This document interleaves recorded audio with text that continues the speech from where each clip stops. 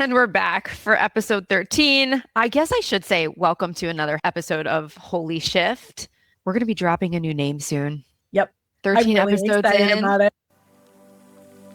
Welcome to Holy Shift, the podcast where medicine meets mystery and healing becomes whole. We're your hosts, Taylor Sappington and Adrienne Irizarry. Two clinicians, herbalists, and mystics who believe the old ways and modern medicine were never meant to live apart. This is a space for the witches in the broom closet, the healers afraid to leave their mark, the world walkers who know they don't fit into the systems they were handed. Here we go first, sharing our stories, our medicine, and the truth about what it really takes to reclaim your power, your health, and your place in the world.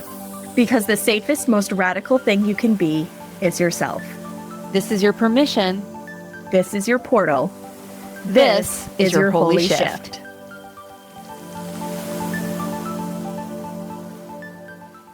We came across a YouTube channel handle and we were both like, why didn't we name our podcast that? It's way more appropriate and totally not appropriate, right? Wink, yep. Wink. So we're going to be talking about ChatGPT today, and sentient knowledge, understanding, experience. So as you can see, the title of this episode is Embodied versus Engineered. And when Adrienne and I get on the mic, it's always like, well, what's setting you on fire today? Really alive in your belly. And I feel a little bit like Eeyore today. I'm like, hi guys. I'm on the other side of my ovulatory window. Like I can just tell, you've got that buildup and then you've got that like, would you just confirm that I ovulated so we can move on, please? I'm stepping into the luteal phase. There is a shift in mood for sure. But Adrienne was like, how about ChatGPT and sentient knowledge? And I'm like, let's roll. So what about this fires you up? I wonder how many of you listening use ChatGPT on a regular and what you're using it for. I think that's the key, is what you're using it for, because I'm an Aquarius, guys. Like I am not technologically focused. Right. Yes. Like I tried doing online course teaching before people were doing it. Mm-hmm. I always find what it is that I'm doing is like 2 to 3 years ahead of like everybody else going, oh, that thing is cool. It's so annoying to be that person. It's exhausting to be that person because you spend like 3 years teaching and then there's an oversaturation of it in the market. I'm getting so much slack for teaching. Yep. Like, getting so much like being like, that's not relevant. That doesn't make sense. And then by the time you're like, I'm waving my white flag, I'm fucking exhausted. I can't talk about this anymore. Everyone's like blowing up, talking about the thing that you spent the last 3 years. And you're just like, well, and then nobody comes to you for it because they're getting it cheaper with people or doing knockoff crap in other places. And I'm like, oh, you mean like large accounts on social media taking content from smaller accounts and not properly crediting them? That's really irritating. Like big names that most people would recognize actually do that quite frequently. I mean, and yes, we're all fighting against the algorithm and we all have to generate enough stuff in order to stay relevant. And we're talking about tech, right? It's irritating that you have to do a certain amount of legwork in order to actually stay relevant. But when you start taking other people's and this is where intellectual property gets like a little vague and gray online. Because it's public and it's no longer yours because it's on a public platform. Correct. That part is dicey, but yes, it is not in integrity when some of those larger accounts are essentially pilfering the knowledge, wisdom, and hard work of those of us that are essentially working our asses off to work with and try to look relevant against these bigger accounts that can reproduce your information and they still stay in people's feeds. Like that stuff is really irritating. And like 3 men that come to mind that I won't be naming publicly on this platform, this podcast, because again, I don't want a cease and desist. Like we don't like lawsuits here. We don't want somebody coming after us, but I speak about them routinely in my mentorship because they consistently do these things, or even female providers, some of which I've actually supported before they became who they are, right? Yeah. That have now blown up. And like, I come across their content and I'm like, that's what you got? Yeah. Like, that's it?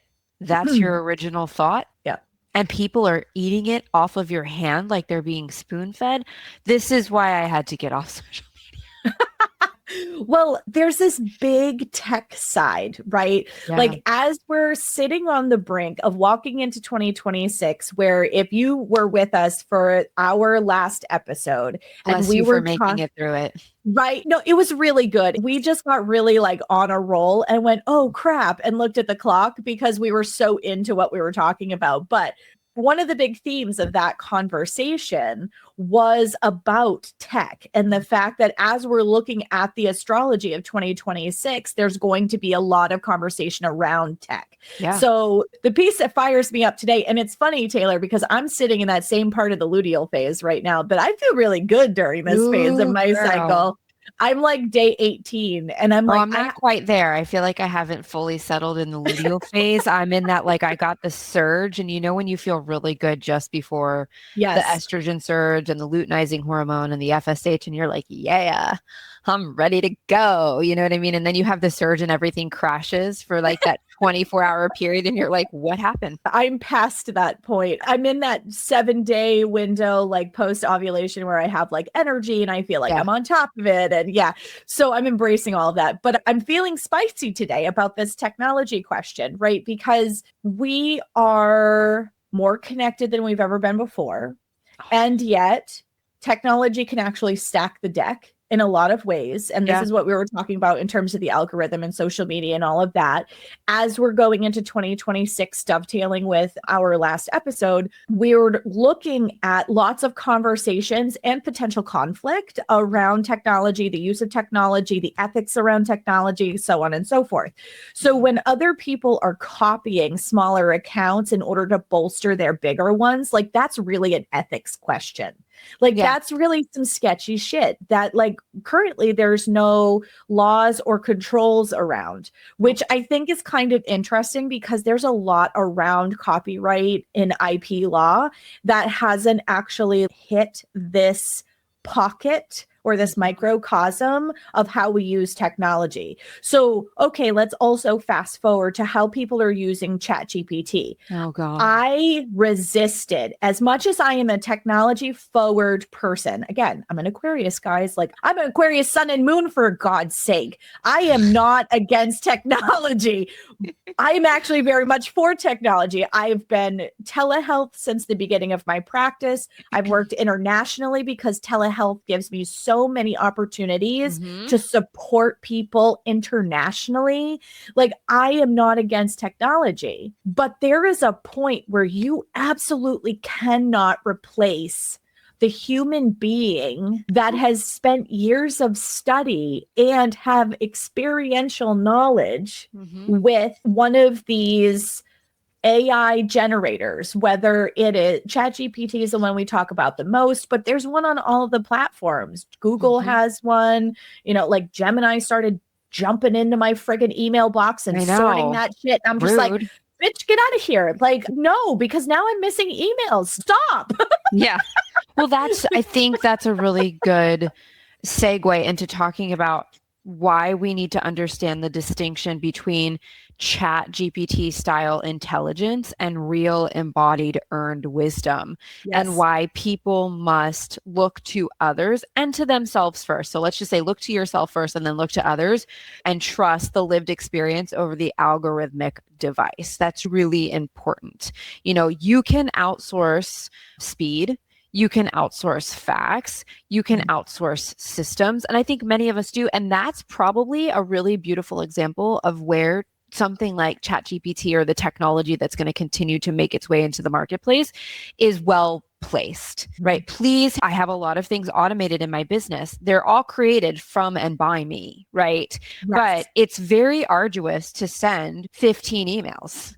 So and having a lot of them explain the same thing. I used to do that shit. Like I used to literally type every single email out, right? So now when I'm sending an email, I'll go in, pre-template it, right? And make sure that the unique contributing factors to the conversation are contained within the email that I'm sending. That's a really beautiful way to look at automation, AI, something. ChatGPT, take my thoughts. Please put it into an email that makes sense. These are just all of my thoughts. And then I go in and edit it. You know, you cannot outsource wisdom, though. You cannot replicate the knowing that lives in people's bodies from what they've participated in terms of circumstance, the experiences they've traversed, and what they've survived or lived through.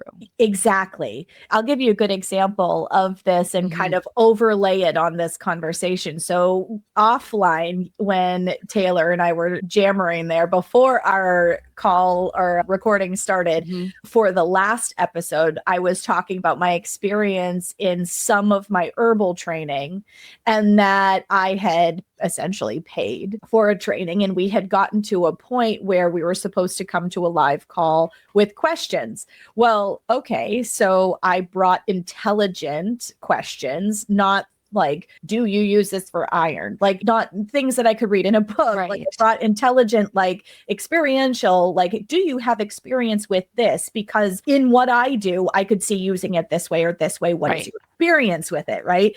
And I got snapped at by my instructor. And what are you going to do when you're out working in the world? Where are you going to go for that information? And I was like, are you talking about directing me in a book? Like, I'm paying you for what's in your head, dude. Like, I'm not paying you for what I can read in a book because I read all of your books before I started this course with you, right? So let's overlay that. Okay, so now my generation is showing the things I read in a book. Okay, so I love books. I do too. There's something about smell, the feel of the page turning. Wow, we're old, guys. I guess we're old. Yeah, it's the texture experience of working with the book. I love how they feel. I love how they smell. Anyway. And I love how they allow my brain to slow down enough to read each word in every line. Like, tech is so fast and everything is coming at us at hyper speed that books really allow gardening, steaming, qigong. What am I missing? Right? Like, these are all practices that slow us down. And in a world that's constantly asking you to speed up, it's important to have practices that encourage you to slow down and do things at the body's pace. Well, and I mean, there are a lot of people that read on Kindles. Yes, you can, with one device, take a bunch of books with you, but there is something different. About the experience of being with a book. But what I was getting at with all of that in fast forward on top of technology is I was paying this person for what was in their head. You're not going to get that on ChatGPT because ChatGPT is really just a big fucking database.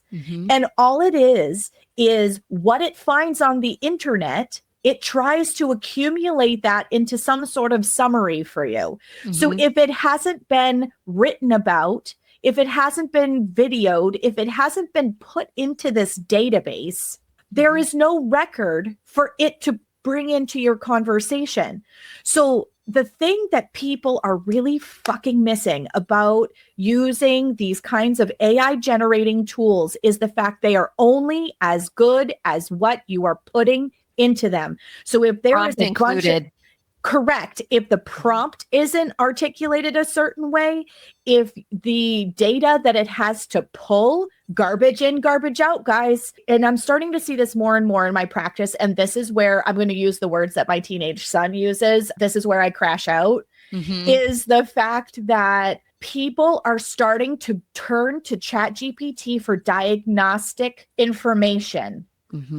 And even if you're a Western provider, I'm sure this is starting to irritate the shit out of you too, because there is no technological substitute for what is alive. That's like in human brain. Yes, I have seen people with larger accounts on Instagram being like, ChatGPT is the bee's knees for lab result readings. And I'm like, what are you doing? Like, okay, so you input your lab results, but you have no discernment about where you're falling in the range, right? You have no discernment about the collective picture and what each numeric, and you all know how I feel about labs, okay? Like, I don't sit in the camp of test, don't guess anymore. Like, I think patterning is much more proactive and also much more accurate, and testing over time can provide trends that are helpful. And of course, I'm always going to meet somebody where they're at, but you have to have a discerning eye when you're looking at lab results too, even if you fall within a range. Okay, well, you might be in range over here, but you're out of range over here. And what does that actually mean? Right. Well, and I'm going to take that a step further. And all of the semen analysis test results that I've been looking at lately, to your point, most of these have not fallen in a normal range. But even if it falls in a quote unquote normal range or in a considered clinically fertile range, there is a difference between whether you're trying to conceive naturally or you're doing it in a lab. Yeah. And whether you're having an IUI and the sperm is being washed, or you're having an IVF with ICSI, meaning that they're doing a rescue procedure to make sure that the egg meets the sperm, versus natural conception.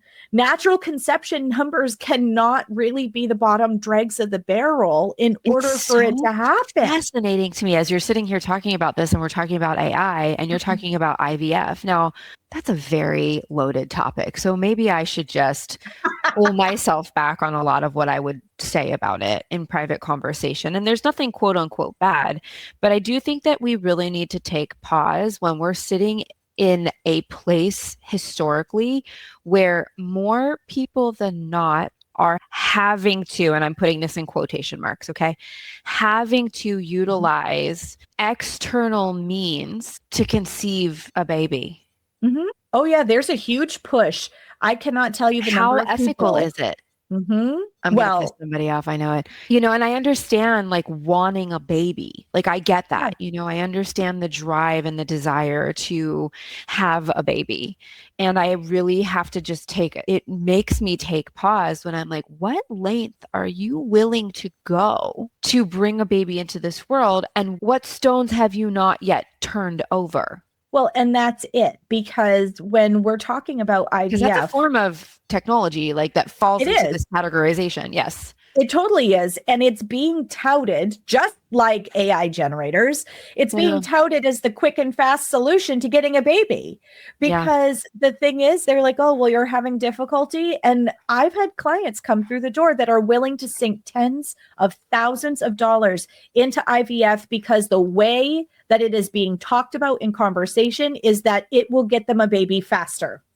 But the thing that what's the rush? I'm sorry, I don't know. I mean, I genuinely asked that question though. Like, what's the rush? A lot of times it's because there is a narrative around age, and that we need to squash that one out of time. I've seen women coming into my practice lately that have been like 32, 33, and the doctors You are not geriatric. You are not geriatric. Okay, I know we're talking about AI, but can we just take pause for a moment around this narrative? Because I don't think most women understand that the narrative around geriatric pregnancy is rooted in many, many, many, many, many moons ago.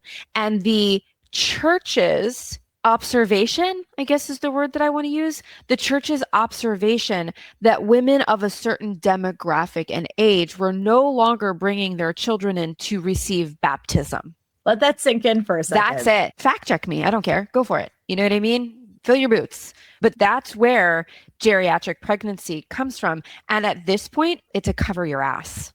Yeah, because of malpractice insurance. And they have the highest. Of all specialties, OBs have the highest. Yes. But like these women are coming in and saying that they're already being talked to about freezing their eggs. So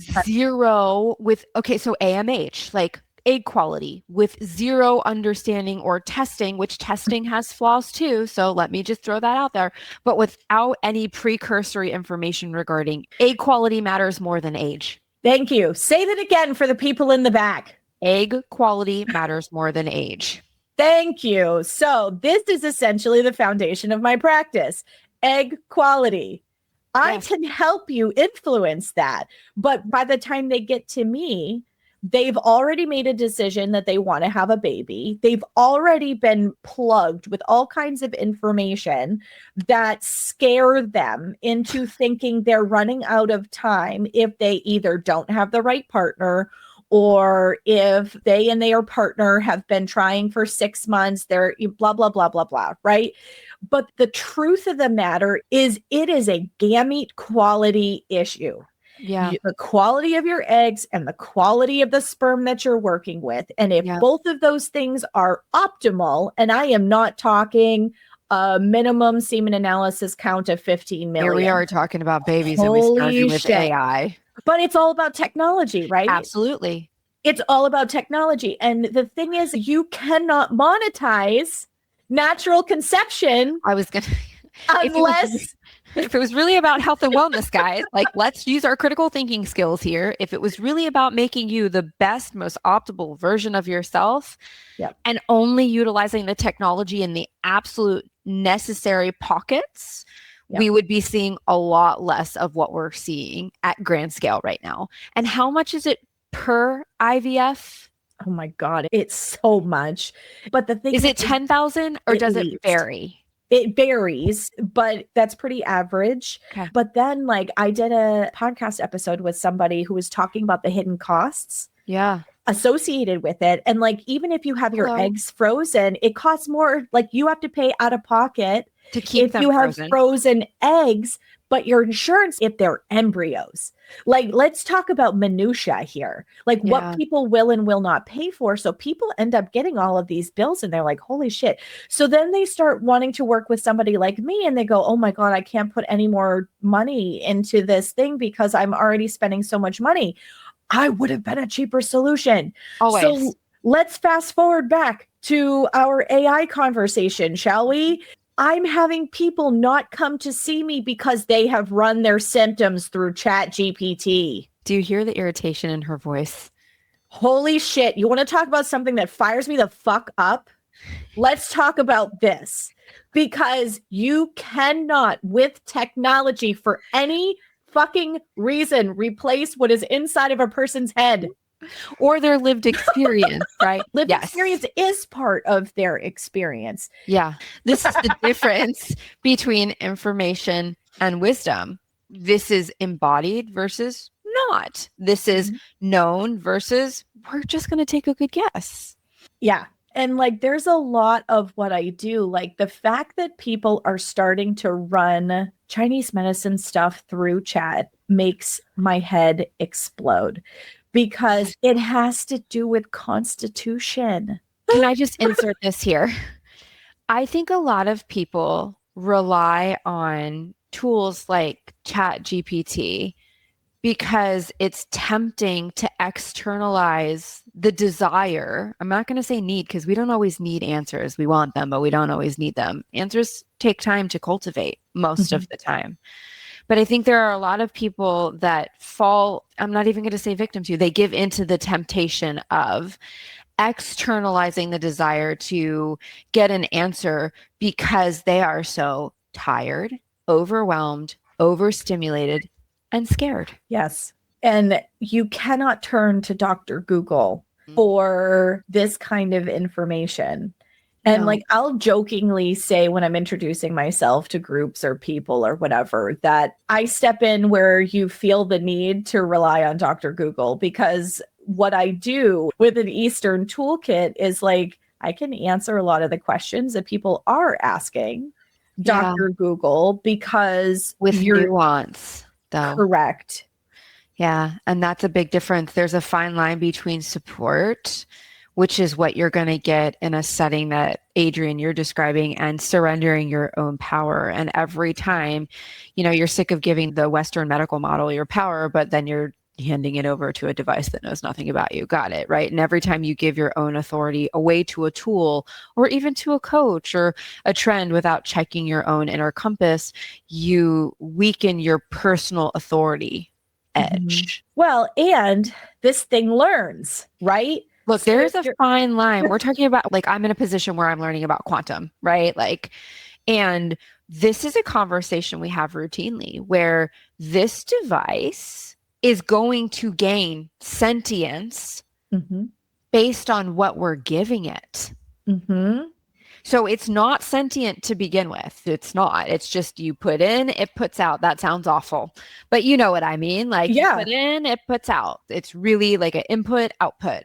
Over time, though, that's going to change. The more people that utilize this tool for therapy or for personal exploration of their own inner edges or for walking through like a personal health issue, if you will, the more this thing is going to know about us and thus become the very thing that we really don't want it to be, right? It's going to be something that overpowers us eventually. We're talking about Terminator, guys. And wisdom that's not embodied, most people do this on the internet. They do it with tools like ChatGPT. They're going to consume. Are you stuffed yet? Consume. Have you had enough to eat yet? We have to digest what we're consuming. It's not just food, it's sound, information, noise, etc. So any wisdom that isn't embodied just becomes noise. And noise is not what you need right now. There's enough noise that most of us deal with. The last thing we need is additional noise or to turn the dial up on the volume of noise that already exists. And I can't tell you how many database people have always used the phrase garbage in, garbage out. What we put into it, if we're putting inaccurate information to it, we're getting an inaccurate output. And like Taylor and I were talking just before we hit record about, she's played with it where she's like, I'm just going to put this chart stuff in here and see what it says to me. Exactly. It's wrong every single time. I cannot be, the prompt is usually very like nuanced. Please provide me X, Y, and Z. Here's the birth date. Like I will put birth date information in. I will put a snapshot of the chart in, and then I will copy and paste the coordinates in. So there's no question about date, time, location, coordinates. There's no question. There's no murky area. And it will come back and the chart will have a sun in Aries and it'll be like the sun's in Sagittarius. And I'm like, no, dummy, it's not. And the moon is in Taurus when it's in Capricorn. And I'm like, wow, if I am literally spoon feeding you this information and you can't even give it back to me after I've spoon fed it to you, we're doomed because most people think you're amazing. I mean, there's a scary number of people who are using it in college degree programs. And we had turnitin.com. Like that was enough to make you shake in your boots. And now people are using AI to write their papers. Oh, yeah. Well, I mean, when I went through graduate school, they were using the letter U for the word you because text speak was how they were writing papers. Oh my gosh, talk about a head explode. But like now, okay, great. We have proper grammar, but nothing that you are intellectually, like you can't earn a degree if you haven't actually earned it. Like you have to learn the information. Just like you're not going to earn, I hate to use this language, but I think it's really important to remember that we're in relationship with our body. And if you have to really take a step back and do the evaluation as the partner and the ally to your body, what kind of partner are you? Most of you are shitty partners. You don't listen, you talk over it, you suppress its needs, you forego its guidance by eating, drinking, participating in relationships that you shouldn't be participating in, regardless of the feedback that the body is providing to you. Like, you're a shitty partner. Sorry, I've been a shitty partner. Like, we all get to call ourselves out on the fact that we're a shitty partner, and then we're taking the output that our body's providing to us from the input of being a shitty partner to ChatGPT, and we're wondering why everything feels broken.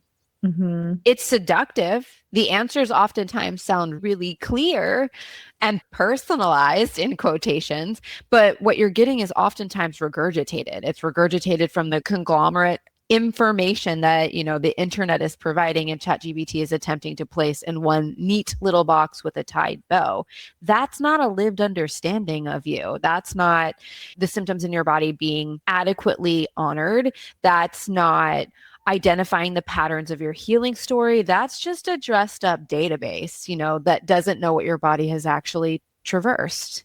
I think about where we started 2025, and I remember just after January 1st, I started losing emails in my inbox. We started getting the AI summary anytime you Googled things at the top of the page rather than the hit you were looking for. Annoying. And as it has evolved, like if you watch how the language, and I'm going to call it a level of comprehension, has evolved because of the sheer amount of interaction that it gets with people throughout the course of just one calendar year. Yeah. Can you imagine what kind of a train wreck we're going to be facing a few years from now if we lose touch with the fact that there are people who have studied things and have lived experience and have worked with hundreds, if not thousands of people, and you're trying to replace that with A chatbot. a database. Yeah.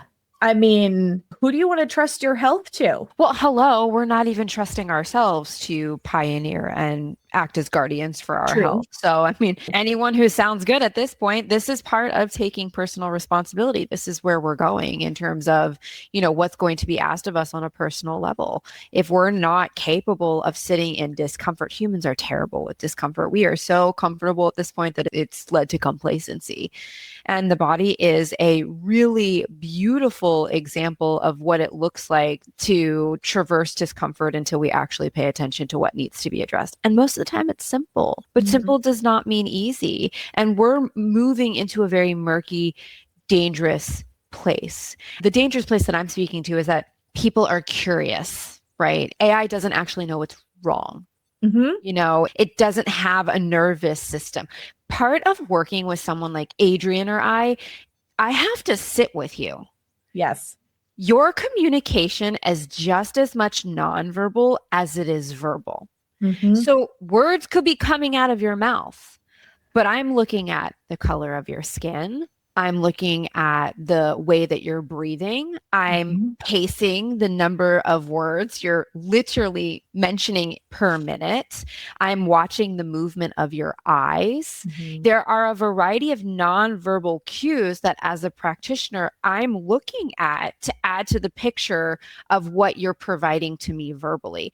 AI can't do that. And I don't know if you feel this way, Adrian. More often than not, I find the nonverbal to be more impactful and potent than the verbal because we as humans get attached to stories. And when we have something going on in our body, it's so easy for us to attach an emotional meaning to it and then run with a story about what it means. I do this until someone reels me in and they're like, okay, let's look at the facts. This is what I'm observing.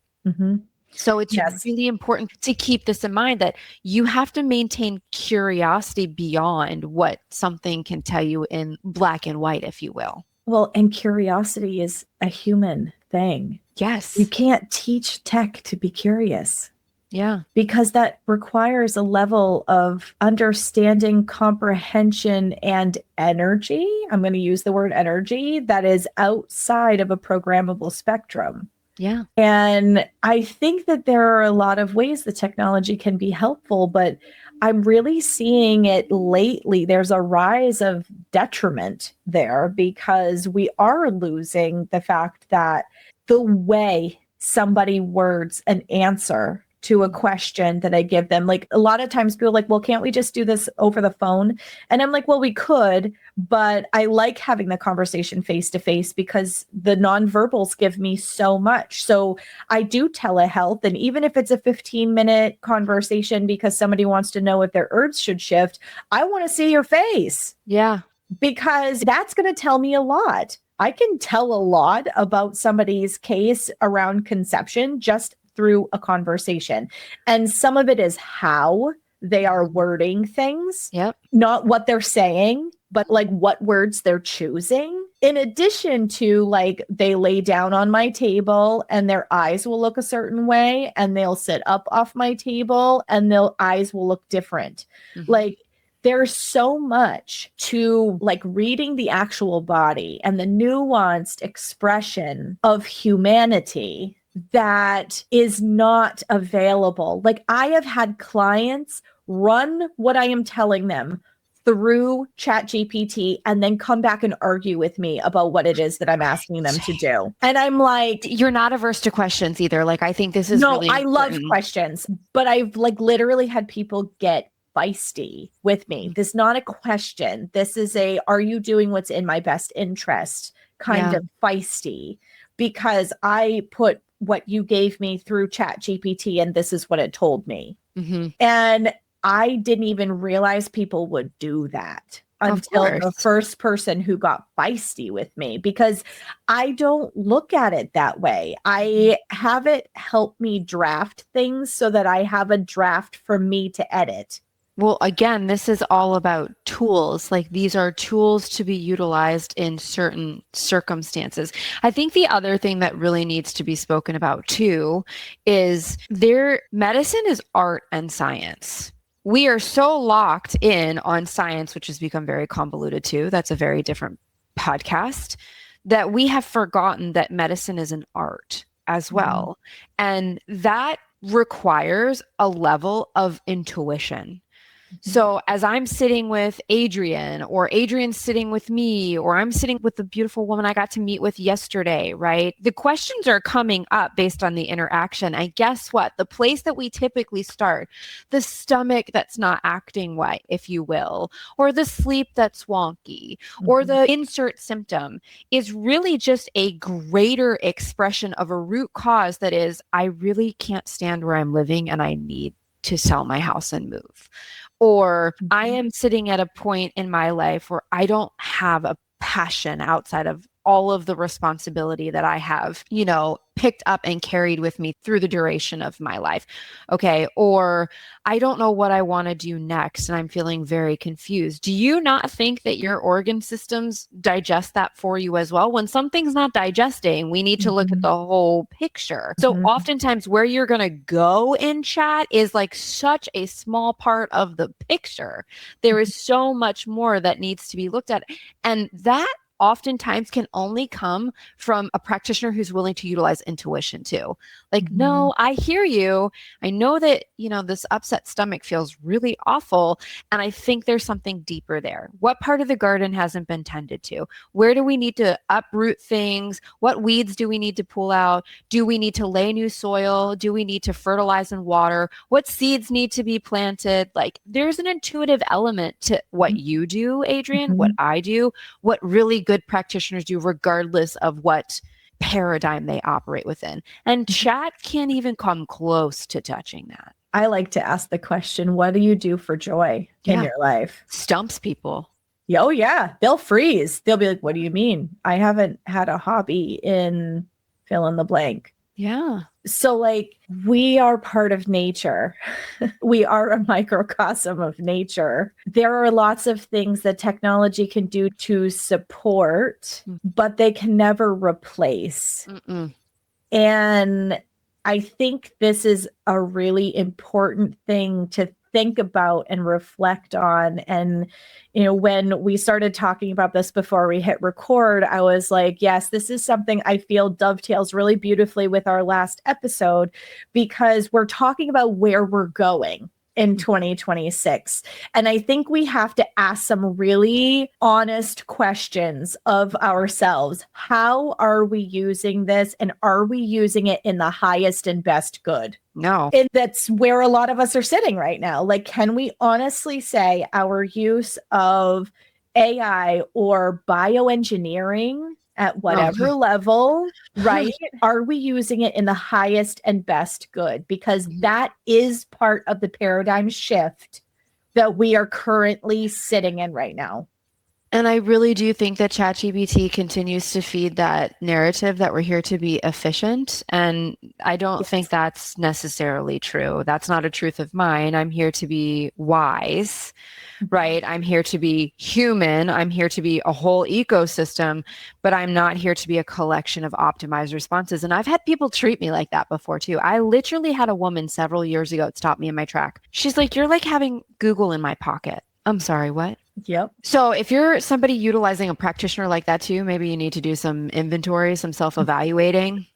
Just saying, was I happy to answer questions? Absolutely. But I am not here to replace your inner knowing. So you can use tools like ChatGPT. I mean, even the relationship that you have with a practitioner is a tool, But don't ever let the tools use you, because your heartbreak, your healing, your lived experiences don't come with a checklist. That's the wisdom the world is starving for. And like people will come to me and be like, I don't see your long-term prices on your website. How much Because does it it cost to work varies. with you? And that's my response is like, I create something that is custom to you and what you need. I have some people who walk in the door that know how to count their cycle and know that day one is the first day of fresh red flow. And I have other people who've never tracked their cycle in their life, but they're trying to get pregnant. Or I have people who, oh God, it broke my heart a few years ago. There was a couple that came into my office and they had been trying for 3 years to have a baby. Oh, you shared the story with me. It's so common. Every woman, please listen. They had been trying to have it, and they had even been to the doctor. Okay. Mm-hmm. They had been frequent flyers at their OBGYN's office, and she had had an HSG, a halcyon-sympingogram, where they put fluid the wrong way up all of your plumbing to make sure that there were no flux. She had follicular scans. This woman had been through the fucking rigor. Okay. And they came to my office because they felt desperate. Mm-hmm. And the first thing she said to me stopped me in my tracks. She said, every single month we try the 5 days before my bleed and we never get pregnant. And I'm like, wait, say that again. So sure, was there a little bit of work on her cycle to get her into an optimal range? Yes. Why? Because the modern world is moving faster than it's ever moved before, and people have been in a lot of stress. And so, yes, I haven't met anyone that's walked into my office. I'm waiting for the unicorn. Someday that'll be a well-informed person that is somehow having an issue and they're going to walk through my door. But for the most part, everybody who walks through my door, 99.9% of the people who have walked through my door, come in with something that shows that their body is not performing optimally, right? Mm-hmm. Because even if you eat healthy, even if you're mindful, we have a lot of freedom. Hello, I'm a client of yours. I feel like we have a cool case with me. Like we're coming to find some really cool stuff, you know, but I think it would be helpful to talk about in a different podcast, like what different presentations look like. But I mean, somebody who is as well-resourced and versed as me is still walking through your door going, what gives? Yeah. I mean, so, you know, even under the best circumstances, like conception, there's only 33% chance of getting pregnant when everything's optimal. Oh, you mean you don't like sneeze and get pregnant? No, generally that's not how it works. So anyway, this couple was like, you know, they told me that they were trying the 5 days before, and it's because of something a girlfriend told her in high school. She had been to doctors. Nobody had the conversation. Nobody had talked to her about the fact that she was not trying in her fertile window. So we did a little clients that I tell that. How many different ways can I say this respectfully? If any of you are listening, it's probably not any of you, right? But like, how many times and how many different ways do I have to say the 5 days leading up to ovulation every other day and then the day after? For them to go to the doctor and the doctor to be like, hey, are you having sex at the appropriate windows? Thank God the doctor asked, right? And for them to finally go, hey, did you know my doctor told me? And it's like, yeah. How many emails do I have to go back? Did you read anything that I sent? Yeah. Were you present? Sometimes it's the fact that I don't have DR in front of my name and it makes me crazy. But like this couple, we did just a tiny bit of revision work, right? Because really they were quite healthy and they were being quite mindful, right? But nobody had told them. Yeah. And so we did like 3 months of work, and then we started going into a trying to conceive cadence, and they got pregnant first try. And it's like information. And this is a hill I'm going to die on. And maybe we can do an entire episode on how shitty the body literacy education is in the United States, because I feel like that is what I essentially want the foundation of my practice to be, because people don't know what they don't know. Right. But at what point in history did we stop talking about the body in its fully magical, mechanistic presentation? It's when the church entered the conversation. Sorry, I hate to throw the church with a capital C underneath the bus again, but there's a lot of things that tend to occur historically that are still present today that are associated with the church coming onto the scene and starting a greater conversation. Well, and there's this big push specifically in the Catholic Church to like not try to prevent. We have an abstinence only culture in the United States. So I remember sitting in health class and being like, if you're not on birth control, you can get pregnant. Well, yes, that statement's true to a point, but I've seen hundreds of women, probably close to 1,000 at this point, through the doors of my practice. And literally, they all think that they can get pregnant all month because you have to go on birth control in order to not get pregnant, because this was part of the rhetoric in the late 80s, early 90s, because there was an HIV epidemic. So they wanted people to be taking precautions and using condoms and all of this kind of stuff.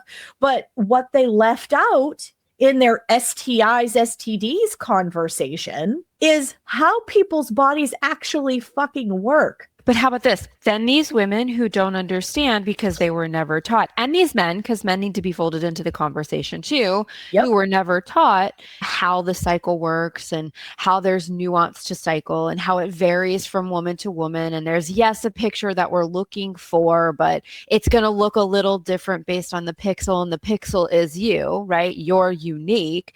Then these people go to ChatGPT and they ask blanket questions about like, what's the average length of a cycle? How long should I be bleeding? What color should my blood be? When should I be ovulating? Let's just take ovulation, day 14. I don't ovulate on day 14 personally. And unless you have a 28-day cycle, and even that's an assumption. Yes. Right? Because that's assuming a 14-day luteal phase. And if you look at textbooks, it's going to say 13 to 17 days is the average luteal phase. Well, okay, you need to know what your actual luteal phase is. Also, there are people that have 10 and 11 day. Hello. And like, what age range are you in? You know, like as you traverse through, you know, I'm not going to say fertile years because you're still very fertile when you're in perimenopause, right? But as you move from like non-perimenopausal to perimenopausal, everything shifts. When you ovulate shifts, your follicular phase shifts, your luteal phase shifts, you know, and this is where the nuance is not present when you're prompting something like ChatGPT or Gemini or whatever the other ones are to provide you with a response. Yeah. I mean, it's crazy. Like you'll also see ranges that your bleed should be between 20, I've seen 24 as an early number, or 26 days and 35. And no, it shouldn't. Like optimal is different than the range, just like any other lab result. And your body is giving you diagnostic information about what the hell is going on inside of it, depending on cycle length. People are like, we need better technology. You literally live in the best technology that exists. Like it does not get any more sophisticated. ChatGPT cannot operate at the speed with which your body can. Please, you produce light at a cellular level. You can't see it. You can see it under a microscope. Like you're literally a luminescent being that lives off of light. Light feeds cells. And we're like, oh, we need better technology. Bitch, what are you talking about? Yeah, it's wild. And so this is why I get so fired up. And it's not like a personal thing that I get replaced by the technology. It's the fact that this is never going to replace me. Sorry, call me cocky. It's never going to replace me. People are going to crash out, as you would say, on ChatGPT, and then they're going to be like, I need help. Just like they crashed out in the Western medical, you know, model. And then they're like, I need help. But I mean, I'm just going to hope that in the next decade of my life, people find me not as a last resort. Yes, that is my deepest hope as well, because usually by the time people find me, I am the last resort. And the hole you're digging out of, I don't think people understand just how fucking deep it is. By the time they find us, it's deep. Yeah. And then they're like, Chop, why haven't I seen improvement? Chop in 3 months. And I'm like, how long have you felt like shit? And how attached to this identity are you? Like, let's start there. Do you know who you are outside of dysfunction? Because if you don't, that's where we need to go first. Oh my God, that was the hardest lesson I think I learned in the early days of being a practitioner. I had a colleague friend of mine that essentially sat me down and said, sometimes as people heal, they're so attached to the identity that they have created around their disharmony, that they'll literally, because like I had somebody, self-sabotage. they do. Yep. And that's what I was dealing with, is this woman was like healing and things were getting better. And I was like, yes, like for the first time, she's reclaiming her life. And then she just ghosted me. And then I got kind of a nasty message from her later going, this was a waste of time and money and na. And I don't know why I did this with you. And she asked for a refund and like all of these things. And I was like, wait, you were getting better. Like, what do you mean? And I just was so like taken aback by that. And this colleague was like, no, honey, like you're going to see this during the time that you're doing this work. Like sometimes people are just not ready to let go of who they think they are because they have created an identity that is enmeshed. People crave certainty. And even if that certainty is dysfunctional and uncomfortable, they will gravitate back towards the dysfunctional, uncomfortable certainty in lieu of traversing the unknown. It's like that we are our own biggest obstacle and own biggest enemy most of the time. Yes. And like that was a really sobering moment for me. And I had to sit with that because the humanitarian Aquarian in me was like, I just want to save all the people and I want to help everyone feel better. Right. And I realized like, oh shit, there are people who are not ready for that. It's more than most think. Like, and it takes a really courageous person to call themselves out on their own shit. Yes. It's hard. It's really hard to look at yourself in the mirror and be like, holy crap, I've been sabotaging myself. And I contributed to that shitty situation. And I, you know, like quantum, I called that in. We talked about this before we hit record the other day. Maybe it'll be a larger conversation in the future, but in quantum medicine and physics and the study of the soul, which is cosmology, you sign up for every ounce of what you experience here. And I know that's a hard pill to swallow for most of us. Yes, the travesty that you experience, that your soul was like, I need that polarity, right? The shitty narcissistic mom. Yes, I signed up for that too, because in order to become who I needed to be in this lifetime, I couldn't have a soft, caring, loving mom. That was an easy place to land. I needed the training in order to take the training wheels off. So your dis-ease, it's kind of a beautiful way to look at it if you can get yourself there, is really just a part of a larger arc of a lesson that you're here to learn. And if you can really sit silently with your symptoms and block out the noise, my God, there's so much noise. Oftentimes you're going to find yourself in right relationship and in a place you want to be a lot quicker than if you were to traverse all the long and winding roads. There are people here that come here to agree to that. I got to traverse the long and winding road so then I can go teach people how to do it. Much simpler. Nothing is more maddening when it's like, I need your help. And I'm like, great, let's go. And then it's like, I'm not going to listen to anything you say. Yes. I am not going to for me. I am not going to be consistent in my implementation. And then I'm going to come back and ask you why nothing's getting better. You tell me. I don't have an answer for you. You tell me. Are you doing what I have suggested? People who truly work as healers are not here to actually heal anything. They are here to activate. Exactly. They're here to help you with the information so that you can do this work within yourself. And I don't want to carry your load. I love you enough to tell you that. I don't want to pick your bags up. I don't want to carry them. I'll sit there with you while you sort through them. I will absolutely agree to be a beautiful, objective mirror. But I want nothing to do with carrying your shit. Love you. That's yours. Yeah. And I hold space for people so that they can unpack and process. That's your purpose. Yes. That's what a good practitioner does. They ask really poignant questions. They observe, you know, but you also have to be willing to let somebody reflect back to you. I trigger a lot of people I work with. Like, it doesn't get my goat to trigger you. Like, it's uncomfortable for me too. You think it's comfortable for me to sit here and reflect something that is literally ruining your life back to you? And seeing them squirm in the discomfort of it. Like, for me, that's the hard part, is and like also knowing they're going to probably project back onto you. Like, oh, I'm going to get a whip. It's going to lash, but I love you enough to do this. This is actually what you're investing in my services for. You want to change? Let's go. Right. I'm here to help you facilitate the change that you're looking for. And it ain't by doing the same shit you've been doing. Nope. And ChatGPT ain't going to hold that space for you. No. I think the take home of this conversation is find yourself. Look, work smarter, not harder. Mhm. Taking really nuanced conversations to ChatGPT is probably going to put you in the boat of working harder in the long run. Yes. Short term, it's going to be like, oh, sweet, I got the answers I was looking for. Long term, I didn't actually get what I needed. You probably didn't get the answers you were looking for. You think so, but then upon a more nuanced conversation, chat actually didn't tell you the correct information for you. Right. And that's what's really required. So 2026, this is not going to slow down. No. And that's why I thought this would be such a great next episode after our last conversation, because there are a lot of questions. And I feel like if we plant all of these seeds for thought now, as we start seeing these questions arise in 2026 around the use of technology, our involvement with technology, what technology is essentially being granted access to do for or not for us. Mm-hmm.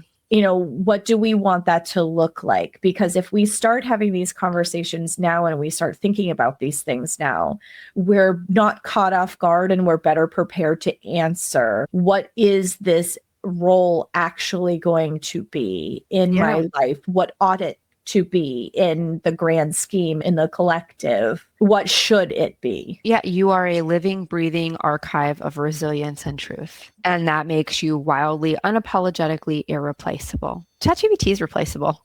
So replaceable. So I would encourage everybody to not try and keep up. There's going to be a lot of acceleration, moving forward. And I would encourage you to not keep up. I would encourage you to come back to yourself. I would encourage you to come back to your wisdom. I would encourage you to really root in community, whether it's online or offline. Both can be beneficial. I would encourage you to come back to the voice that doesn't come from code. You can see it on Instagram now. Who uses ChatGPT to write their caption versus who's still riffing from the heart? Mm-hmm. If you pay attention, lots of emojis most of the time. The world doesn't actually need more content. It needs more consciousness. And we all have that. So this is really an invitation to trust it. I love that. Yeah. All right, guys. Announcement coming soon. I love how we always bounce into the vagina. There we go. I fit it in. We bounce into the vagina and then we bounce out of the vagina. Like, that sounds really fucking awful. And it's going to be podcast forever. I was going to say, so are you saying that because anybody who's watching this? I was going to do a Where's Waldo? I have a vagina in the background of my shot here. This whole time that we've been recording, I have a pelvis on the table behind me. And she's Regine towards the camera. I was like, I should go move that. Taylor goes, no. She goes, leave it for the episode. Here's the Where's Waldo, guys. I wonder how many people recognized it before Adrian said something about it. But we have an announcement coming in our next episode. I'm just going to say happy holidays because there are so many at this point I can't keep up. So I hope you all have a beautiful holiday with whomever you're celebrating it with, in whatever you're celebrating. And we will see you guys right before the new year. Stay well.